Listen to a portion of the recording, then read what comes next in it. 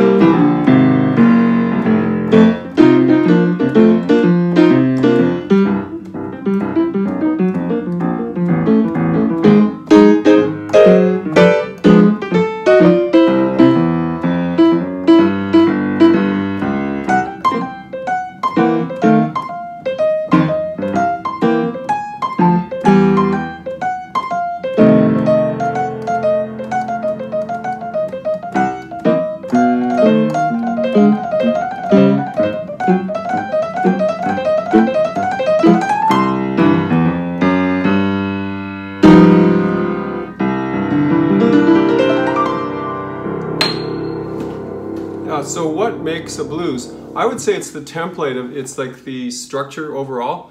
So it's usually about 3 chords that are important. The 1 chord, the 4 chord, and at some point near the end is the 5 chord. So I'll explain that. Usually it's 12 bars. There are other types, but 99% of the time it's always 12 bars, and then they just repeat forever. And it could be in any key. So you could play a blues in any key or write a song called, you could call it Rainwater, but it might be based on the blues form. Or you could call it Rainwater Blues. It doesn't really matter, but it's different than other songs, I think, like throughout history, like different than classical music, because let's say the first chord that you play has a flat 7, and so does the next one. In this case, the F7 or the C7. Whereas in a lot of other music you have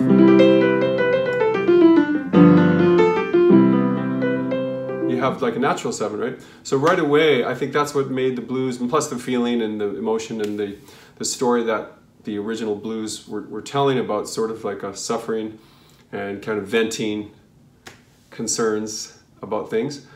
So there's all that, of course, in there, but I'm just talking about the instrumental, technical part and the structure. So yeah, we've got 12 bars.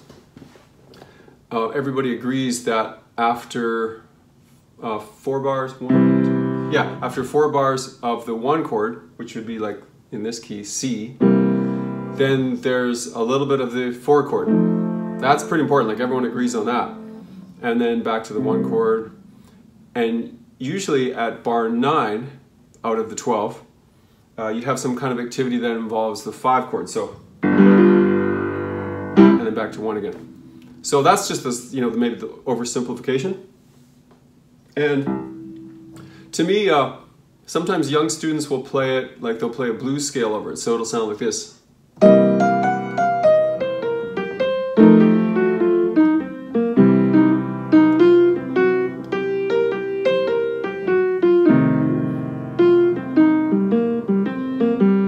And it works pretty well, right? That's why I sometimes teach that, just to get people started, because the blues scale, which is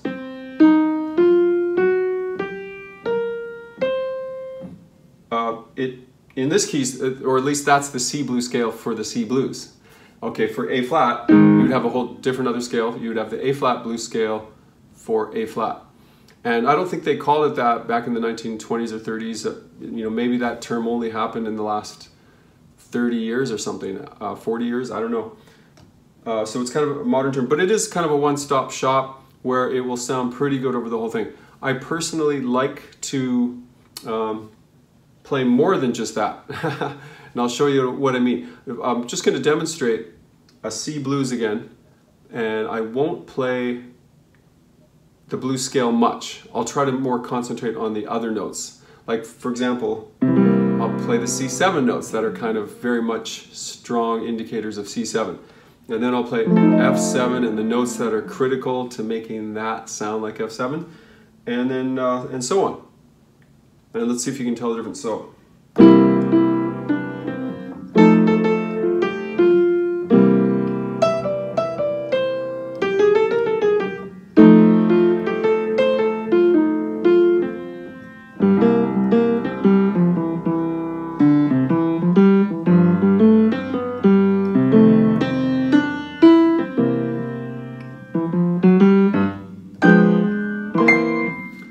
Yeah, so I play like safe notes that belong to C7, like the chord tones, and then F thinks the same thing. And of course there's passing tones, and then there's some of the other bluesy notes that end up bringing you back into the blues scale, of course. And so ultimately I like to play everything, just a little bit of blues scale, a bit of the safe notes that work with each chord, so that you tailor-make your phrases to really respect and honor each chord of the form. I like that too. So I guess I like a mishmash, and then I like some chromatic things too that you could say are more modern. So now I'm going to play, more of a combination, I guess, of the blues scale and the chord tones.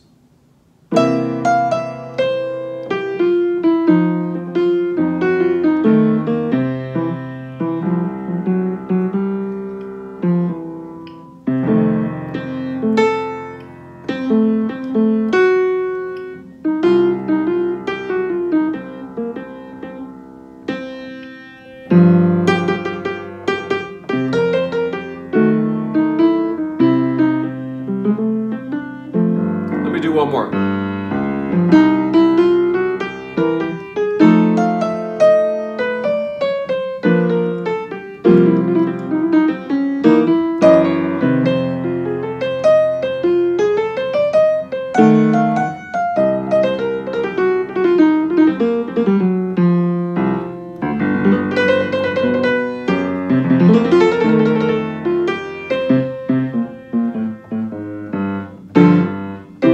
Yeah, I felt a little bit better about the second time through, because I was deliberately doing things that were very much C7. I'm just messing around now just with scales and stuff. So this is F mixolydian, and here's C mixolydian. And then near the end,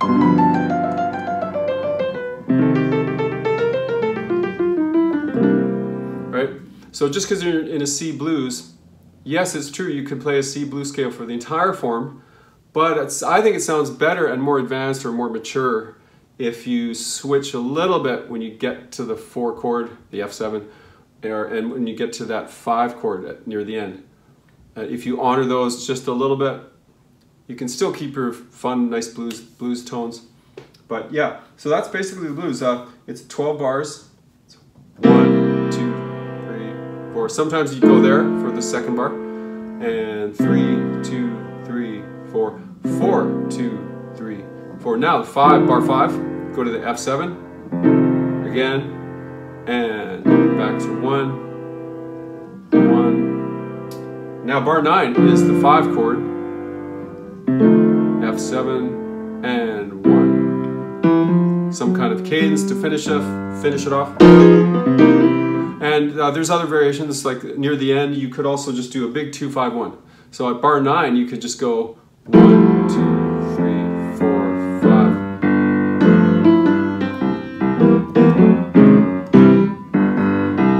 And that little cadence there was just a classic cliche that everybody does. So that 2-5 was just D minor 7 to G13, or some kind of other quality of D minor and G7. So let me play another one. You could do this in 3/4 time too. You could go, let's see, I'll do maybe E flat or something.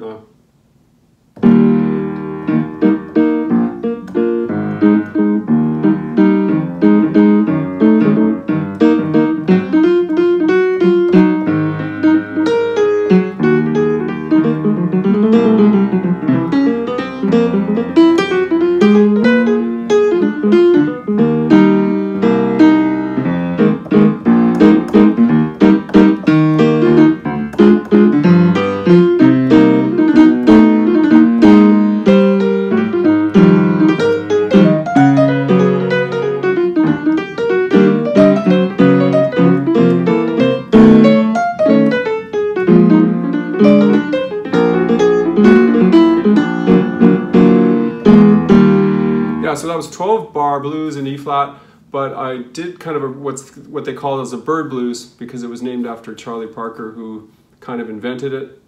And the way that works is, in this key at least, it goes E flat major, D minor 7 flat 5, G7, C minor, B flat minor 7, E flat 7, and then for the bar 5, you go A flat major, 2 of those, and then minor. This is the minor 3 chord, the G minor 7, and then F sharp minor 7, and then the final 2-5-1, just like in the other blues. Turn around, right? That's you know what a turnaround is, right? It's like a E flat. You can do that all day, right? It's kind of like I Got Rhythm, George Gershwin.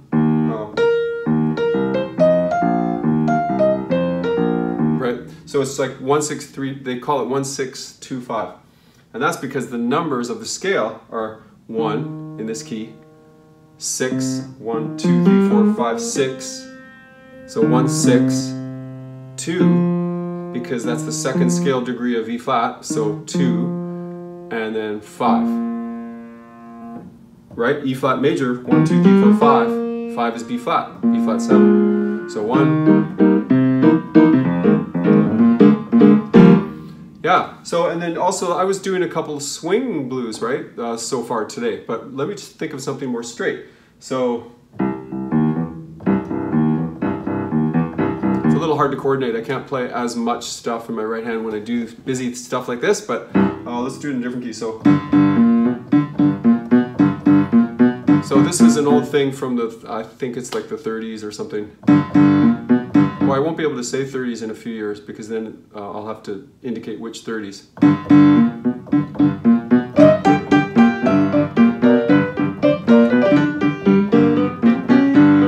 So more of a New Orleans feel, where it's like at least in this case, it's even eighths. So da da da da da da da. Instead of swing eighths are not even. They're da da da da da da da da da da da, and this is even da da da da da da da da. Almost like more like Latin or something, right?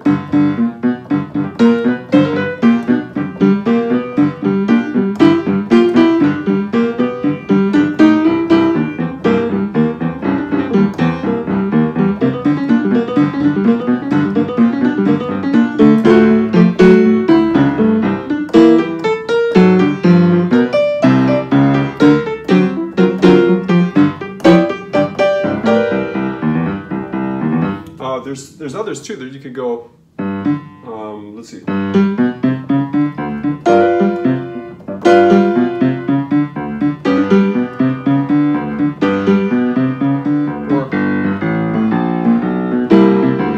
kind of a boogie woogie. But let me think of what else you could do. That's another cliche. I'm just playing the 1 and the 5 and then going to 1 and 6.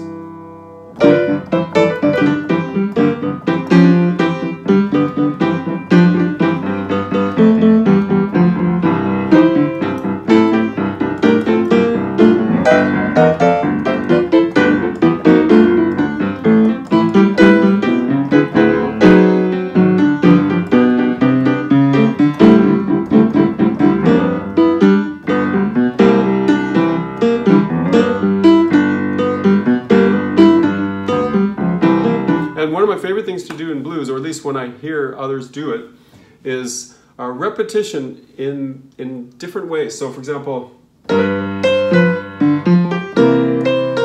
had to adjust. See, I had to change the note to fit the new chord. So, but now when we go to C7, I had to make it to B flat.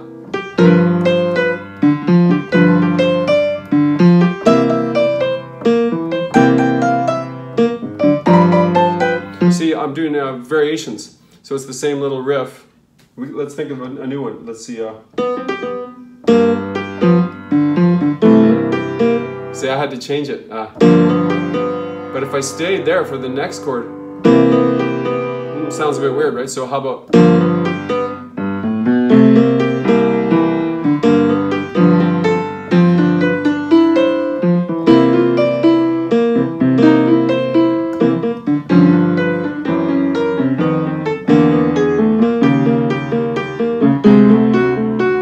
I mean, I wouldn't do maybe that much, but I'm just demonstrating, right, how to take a small idea. And the reason it sounds cool in blues is when you're repeating an idea, you may have to adjust. But then it's fun to kind of go. And the other way of repeating is to not change anything. So for example,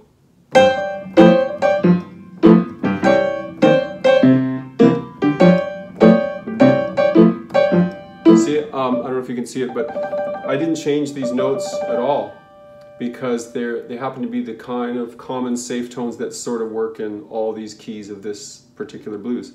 So what are we? Yeah, we're in G. So G blues. Let me do another one.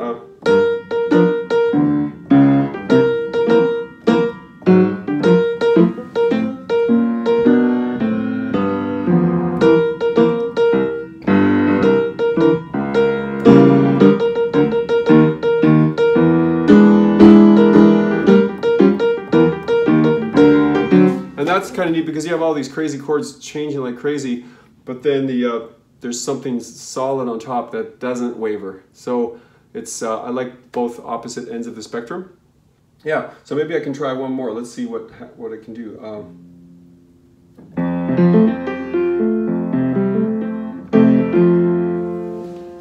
Okay, well maybe like a ballad or something, like ballad blues. So I'll try to make it a little bit classical or something, or pop, if I can. So I'll try it in F, okay?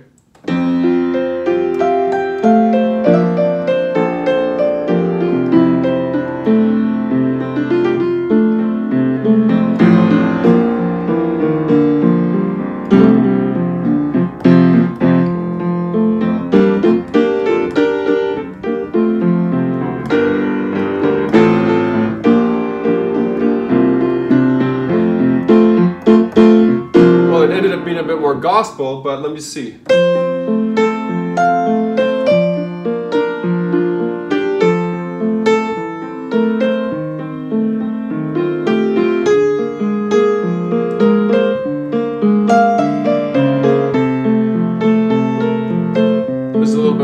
Mozart like.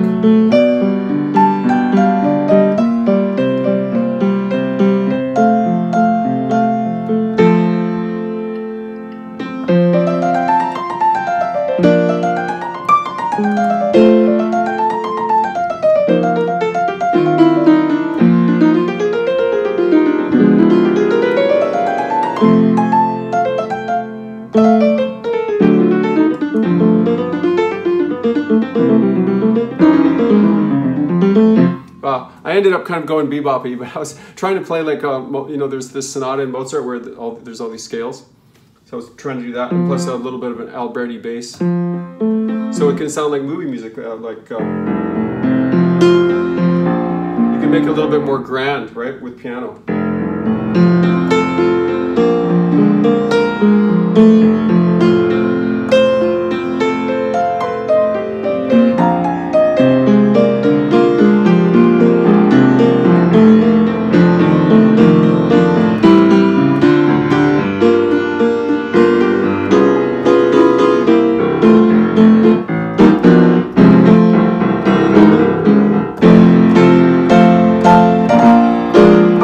I'm kind of joking around now. I was trying to give it a little bit more big sound, play the chords bigger, use a lot more pedal.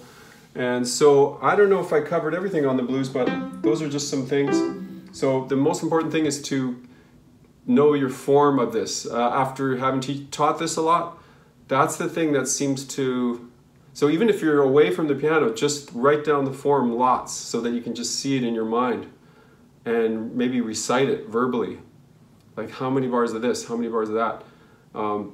Then if that's on automatic, then even if you flub up, you'll still have this sense of flow, I think. So, okay, good luck with that. Let me know how it goes with the practicing, and thanks for listening. See you later.